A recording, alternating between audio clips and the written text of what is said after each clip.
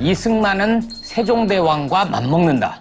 햇볕 정책은 친북이다. 후진국에서 독재는 사실상 불가피한 것 아닌가. 모두 우리나라 국사편찬위원회 위원장이라는 자의 말입니다. 유영익 위원장의 말 가운데 후진국이라는 표현 하나는 맞는 것 같습니다.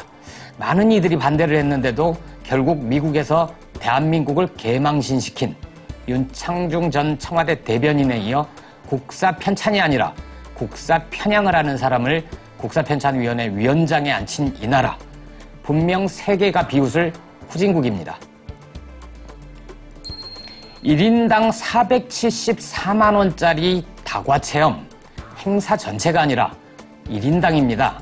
식혜에 금가루를 뿌렸을까요? 약과에 금태를 둘렀을까요?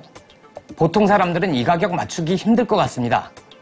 이명박 전 대통령의 부인 김윤옥 씨가 영부인 프로젝트로 추진했던 한식세계화, 뚜껑을 열어보니 초호화판 파티에 예산의 20% 정도를 썼다는 비리 의혹이 제기됐습니다. 내년 예산도 126억 원이나 요청을 했다고 하는데요. 한식 세계화를 한다고 했던 김윤옥 씨, 농림수산식품부 공무원들 혹시 용어와 개념을 잘못 알고 있었던 것 아닐까요? 이참에 알려드리면 여러 가지 음식을 차려놓고 먹을 만큼 가져다 먹는 것은 뷔페라고 하고요. 한식 세계화하면서 쓸데없이 국민의 혈세를 낭비한 것은 부패라고 합니다.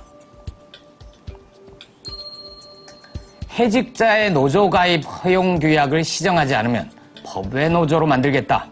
정부의 최후 통첩 마감 시간이 다음 주로 다가왔습니다. 2005년 박근혜 당시 한나라당 대표는 정교조와 관련해 이런 말을 했습니다. 한 마리 해충이 온 산을 붉게 물들일 수도 있다. 군사정권 때인 1989년 문교부는 정교조 교사 식별법이라는 공문을 일선학교에 내려보냈다고 합니다. 그중 몇 가지 대목만 볼까요? 촌지를 받지 않는 교사, 형편이 어려운 학생들과 상담을 많이 하는 교사, 지나치게 열심히 가르치는 교사, 반 학생들에게 자율성, 창의성을 높이게 하려는 교사, 직원회의에서 원리 원칙을 따지며 발언하는 교사. 박 대통령도 이런 정교조 선생님들이 해로운 곤충이라고 생각하는 것 아닌지 걱정됩니다.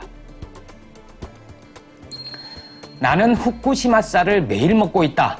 일본의 아베 총리가 국회 연설에서 한 말입니다.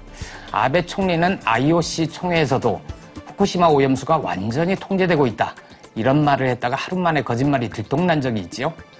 일본의 아이돌 그룹의 한 멤버는 후쿠시마를 응원한다는 캠페인에 참여해서 그곳 농산물을 1년 동안 먹었다고 합니다. 그런데 피폭 판정을 받았다고 하지요.